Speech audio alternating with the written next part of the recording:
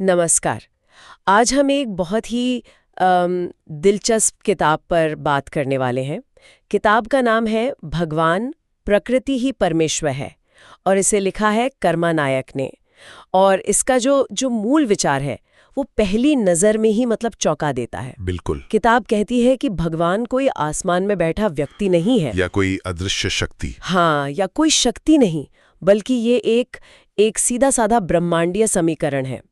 और सबसे मजेदार बात यह है कि लेखक का दावा है कि भगवान शब्द खुद ही उन 5 तत्वों का एक कोड है जिनसे ये पूरी कायनात बनी है। तो आइए इस दार्शनिक और कह सकते हैं कि वैज्ञानिक नजरिए को और करीब से समझते हैं और देखते हैं कि ये आध्यात्मिकता के बारे में हमारी सोच को कैसे बदल सकता है।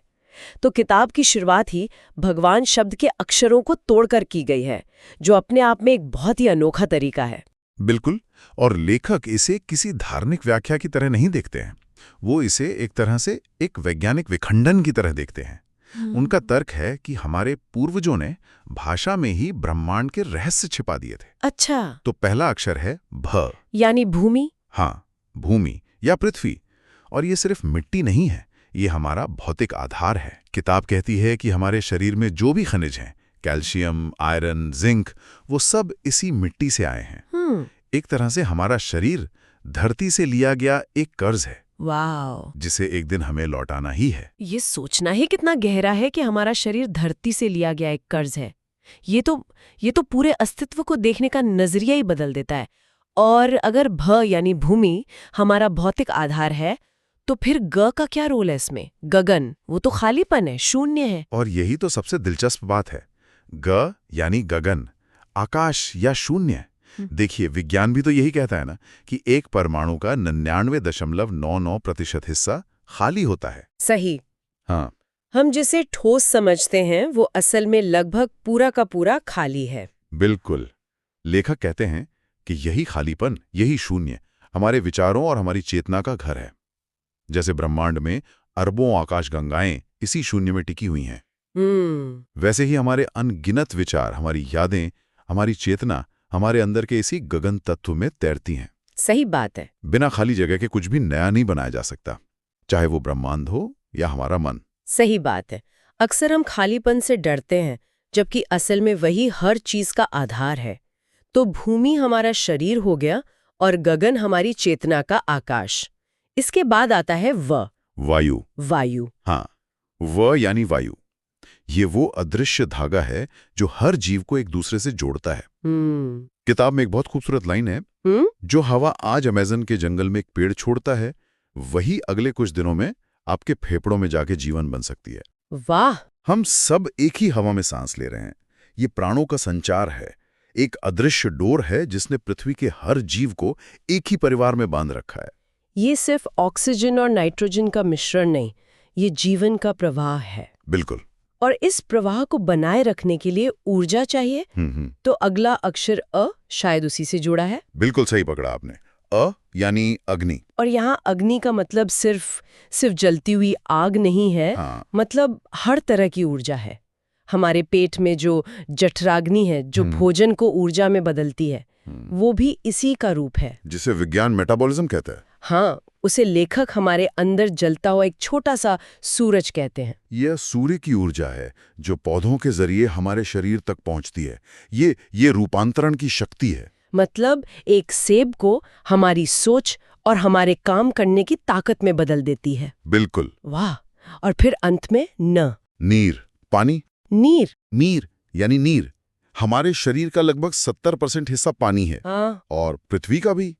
ये जीवन में तरलता, अनुकूलन और प्रवाह का प्रतीक है। लेकिन यहाँ किताब एक बहुत ही आकर्षक और शायद विवादास्पद विचार सामने रखती है। वो क्या? कि पानी में याददाश्त होती है। अच्छा। हाँ, लेखक का कहना है कि ये कोई वैज्ञानिक दावा नहीं, बल्कि एक दार्शनिक सत्य है।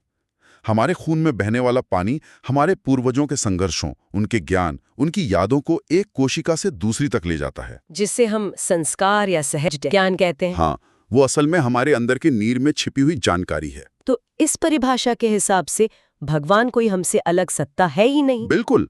जब ये 5 तत्व भूमि, गगन, वायु, अग्नि और नीर एक सही अनुपात और संगठन में मिलते हैं, तो जीवन का चमत्कार होता है। और इन्हीं पांचों के सामूहिक रूप को ही लेखक प्रकृति या भगवान कहते हैं। हाँ, ये किसी विश्वास पर नहीं बल्कि भौतिक वास्तविकता पर आधारित है। लेकिन यहाँ एक बहुत बड़ा सवाल खड़ा होता है और किताब में इसका जिक्र भी है कि अगर हम सब सिर्फ इन्हीं निर्जीव तत्वों से बने हैं तो एक पत्थर में और एक इंसान में चेतना का फर्क क्यों है? सही। पत्थर भी तो इन्हीं पंच तत्वों से बना है, उसमें चेतना क्यों नहीं है? बहुत जरूरी सवाल है ये, और इसका जवाब लेखक संगठन या ऑर्गेनाइजेशन के सिद्धांत से देते हैं। वो एक बहुत ही सरल और सुंदर उदाहरण देते हैं। बांसुरी का। बांसुरी का? हाँ, बांस का एक टुकड़ा जब जंगल में उगता है तो वो सिर्फ लकड़ी है, निर्जीव है।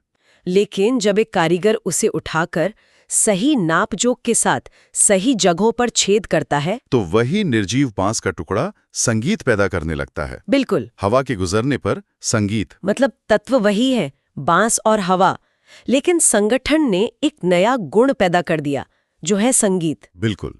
इसी तरह जब पंच तत्व हमारे शरीर में एक खास, एक जटिल संगठन में मिलते हैं, अरबों कोशिकाएं, न्यूरॉन्स का एक नेटवर्क, तो जीवन का संगीत यानी चेतना पैदा होती है। हमें जोड़ते हैं तो वे एक मस्तिष्क बनाते हैं जो खुद ब्रह्मांड के बारे में सोच सकता है। यही तो चमत्कार है। यही चमत्कार है। वाह, ये संगठन वाला विचार तो चेतना की पूरी पहेली को एक नए तरीके से सामने रखता है। अगर जीवन एक संगीत है तो फिर इस नजरिए से मृत्यु क्या हुई? क्या संगीत बस बंद हो जाता है? मृत्यु बस उस बांसुरी का टूटना है। अच्छा।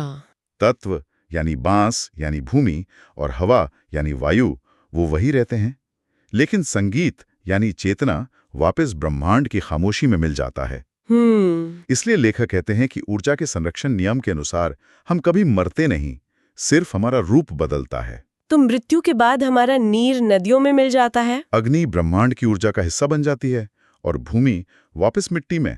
हम कहीं नहीं जाते, बस बिखर कर पूरी प्रकृति में विलीन हो जाते हैं। ये सुनने में बहुत काव्यात्मक है, लेकिन कई लोगों के लिए शायद ये विचार संतोषजनक न हो कि उनकी व्यक्तिगत चेतना बस खामोशी में मिल जाती है। हाँ, क्या किताब इस पर बात करती है कि व्यक्तिगत पहचान का क्या होता है? हाँ, इस पर किताब का दृष्टिकोण बहुत साफ है। वो कहती है कि व्यक्तिगत पहचान या ये जो मैं का भाव है वो भी उसी संगठन का एक उत्पाद है। अच्छा। जैसे नदी में एक लहर उठती है, उसे एक पल के लिए अपनी अलग पहचान महसूस होती है ना? लेकिन अंत में वो वापस नदी में ही मिल जाती है। लेखक के अनुसार अमरता की जो इच्छा है वो हमारे अहंकार से जुड़ी है, जबकि प्रकृति का नियम यह है कि ऊर्जा का रूप बदलता रहता है, वो किसी एक रूप में हमेशा के लिए कैद नहीं रहती। तो असली मुक्ति इसी बात को समझने में है कि हम उस पूरे ब्रह्मांडीय महासागर का हिस्सा हैं, कोई अलग थलग लहर नहीं। तो किताब पहले प्रकृति के इन शाश्वत नियमों की नींव रखती है और फिर अचानक एक मोड़ लेती है और आज के डिजिटल युग पर बहुत तीखी टिप्पणी करती है। बिल्कुल। इसमें काले सूरज का जिक्र है जो आज के समय से इतना ज्यादा जुड़ा हुआ महसूस होता है। हाँ, काला सूरज, ये मोबाइल और कंप्यूटर की स्क्रीन को कहा गया है और ये एक बहुत शक्तिशाली प्रतीक है। कैसे? लेखक का तर्क है कि असली सूरज जो अग्नि तत्व का स्रोत है वो हमें ऊर्जा देता है, विटामिन डी, जीवन देता है। लाखों साल तक इंसान ने उसी की रोशनी में विकास किया है। हमारे शरीर का चक्र उसी के अनुसार चलता है। लेकिन ये नया काला सूरज, ये हमारी ऊर्जा छीनता है। ये हमारी आंखों से होते हुए हमारी पीनियल ग्रंथि को सुस्त करता है, नींद और जागने के प्राकृतिक चक्र को बिगाड़ देता है। और ये हमें ब्रह्मांड से नहीं बल्कि एल्गोरिदम से जोड़ता है। ये लाइन मुझे बहुत असरदार लगी। बिल्कुल।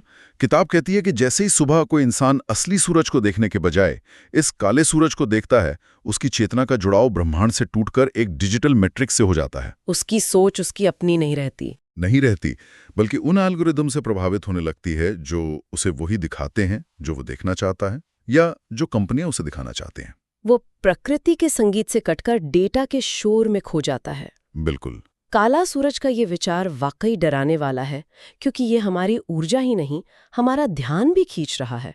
और ये मुझे किताब के एक और विचार से जोड़ता है जो शायद इससे भी ज्यादा जरूरी है, जैविक संप्रभुत्व, बायोलॉजिकल सॉवरेनिटी। ऐसा लगता है कि ये लड़ाई सिर्फ हमारे ध्यान के लिए नहीं है, बल्कि हमारे शरीर पर हमारे अधिकार के लिए भी है। आपने दोनों विचारों को बहुत सही तरीके से जोड़ा है। जैविक संप्रभुत्व का मतलब है अपने शरीर पर, अपनी जैविक प्रक्रियाओं पर अपना पूरा अधिकार होना। किताब का मानना है कि आज का सबसे बड़ा युद्ध जमीन या तेल के लिए नहीं हो रहा, बल्कि हमारे डेटा, हमारे डीएनए और हमारी जैविक पहचान के लिए लड़ा जा रहा है। हाँ, जब हम प्राकृतिक भोजन छोड़कर प्रोसेस्ड सिंथेटिक चीज़ों पर निर्भर हो जाते हैं या अपनी सेहत का नियंत्रण पूरी तरह से दवाओं और बाहरी ताकतों के हाथ में दे देते हैं, तो हम अपनी ये संप्रभुता धीरे धीरे खो देते हैं। बिल्कुल। लेकिन क्या आज की दुनिया में दवाओं और टेक्नोलॉजी के बिना जीना संभव है? क्या लेखक इसे पूरी तरह नकारने को कह रहे हैं या? नहीं, लेखक टेक्नोलॉजी या विज्ञान के विरोधी नहीं है, वो जागरूकता की बात कर रहे हैं। उनका कहना है कि टेक्नोलॉजी को एक साधन होना चाहिए, मालिक नहीं। अच्छा। जैविक संप्रभुता का मतलब ये समझना है कि हमारा शरीर पंचतत्वों से बना एक सेल्फ हीलिंग सिस्टम है। इसका मतलब है कि हम अपने भोजन, अपनी नींद और अपनी मानसिक शांति के प्रति जागरूक हों।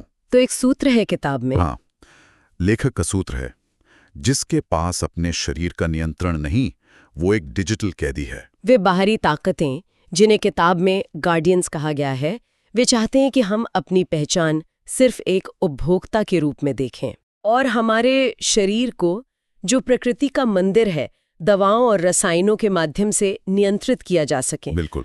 तो अगर समस्या इतनी गहरी है, प्रकृति से अलगाव और जैविक संप्रभुता का हनन, तो इन सब चुनौतियों के बीच समाधान क्या है? किताब एक उलगुलान यानी क्रांति की बात करती है। ये किस तरह की क्रांति है? ये कोई राजनीतिक या हिंसक क्रांति नहीं है जिसमें हथियार उठाए जाएं। ये बोध की क्रांति है। बोध की मतलब? यानी समझ की, एहसास की। जब कोई व्यक्ति गहराई से ये समझ जाता है कि वो खुद इन पंच तत्वों का एक चलता फिरता रूप है, मतलब वो खुद भगवान है, कि प्रकृति उससे अलग कोई चीज नहीं बल्कि वह खुद प्रकृति है। हाँ, तो उसे कोई बाहरी व्यवस्था, कोई एल्गोरिदम या कोई गार्जियन नियंत्रित नहीं कर सकता। ऐसा क्यों? क्योंकि व्यवस्था हमेशा उस व्यक्ति से डरती है जो ये जानता है कि वो प्रकृति का हिस्सा है। ऐसे व्यक्ति को लालच या डर से नियंत्रित करना लगभग असंभव हो जाता है। वो अपनी खुशी शॉपिंग मॉल में नहीं खोजता, बल्कि किसी जंगल में या नदी किनारे खोजता है। उसकी सेहत का राज किसी दवा की शीशी में नहीं, बल्कि सही भोजन और धूप में होता है। वो बाहरी नियंत्रण से मुक्त हो जाता है। और यही असली उलगुलान है, चेतना की आजादी। और इस दृष्टिकोण में फिर पूजा या धर्म का क्या रूप है? अगर मंदिर, मूर्तियां या कर्म कांड नहीं, तो फिर क्या? ये तो पारंपरिक धर्म की पूरी अवधारणा को ही बदल देता है। पूरी तरह से बदल देता है। किताब के अनुसार असली धर्म प्रकृति की सेवा है और पूजा का तरीका भी कर्म कांड से निकलकर कर्म में बदल जाता है। अच्छा। लेखक इसे बहुत खूबसूरती से समझाते हैं। असली अभिषेक क्या है? मूर्तियों पर दूध चढ़ाना नहीं, बल्कि नदियों को फैक्ट्रियों के जहर से बचाना है। वाह। असली दर्शन क्या है? किसी मंदिर की बंद कोठरी में देवता को खोजना नहीं, बल्कि जंगलों को हरा भरा और लहलहाते हुए देखना है। हाँ, और असली तपस्या? भूखे प्यासे रहकर शरीर को कष्ट देना नहीं, बल्कि इस डिजिटल युग के विकर्षणों के बीच अपनी जैविक संप्रभुता को बचाए रखना है। अपने शरीर और चेतना पर अपना अधिकार बनाए रखना ही सबसे बड़ी साधना है। सबसे बड़ी साधना है। तो कौरमा नायक की ये किताब भगवान की अवधारणा को आसमान से, मंदिरों और मूर्तियों से निकालकर सीधे प्रकृति के कण कण में स्थापित कर देती है। बिल्कुल। हमारी सांसों में, हमारे शरीर में और हमारे चारों ओर की दुनिया में। ये एक बहुत ही शक्तिशाली और बहुत ही व्यक्तिगत दर्शन है। बिल्कुल। इसका अंतिम संदेश यही है कि जिसे हम बाहर खोज रहे हैं वो हम स्वयं हैं। उपसंहार में लेखक कहते हैं, जागो, तुम ही हो जिसे तुम खोज रहे हो। हम प्रकृति से अलग नहीं, हम ही प्रकृति हैं। हाँ, जब कोई किसी पेड़ को देखता है तो उसे ये समझना चाहिए कि वो अपनी ही एक शाखा को देख रहा है। जब वो नदी को देखता है तो उसे अपने ही अंदर बहते नीर तत्व को महसूस करना चाहिए। ये अलगाव का भ्रम ही सारे दुखों की जड़ है। बिल्कुल। ये किताब वाकई एक विचार के साथ छोड़ जाती है। लेखक के अनुसार हम सब परमाणु से परमात्मा तक की एक जीवंत यात्रा है। तो सोचने वाली बात यह है कि अगर हमारी चेतना हमारे शरीर रूपी इस वाद्य यंत्र से निकलने वाला संगीत है, तो हम अपने रोजमर्रा के फैसलों से, हम क्या खाते हैं, हम क्या देखते हैं, हम प्रकृति के 5 तत्वों के साथ कितना जुड़ते या कटते हैं, इन सब से हम किस तरह का संगीत बना रहे हैं? शांत और सुरीला, या फिर शोर से भरा, कर्कश और बेसुरा?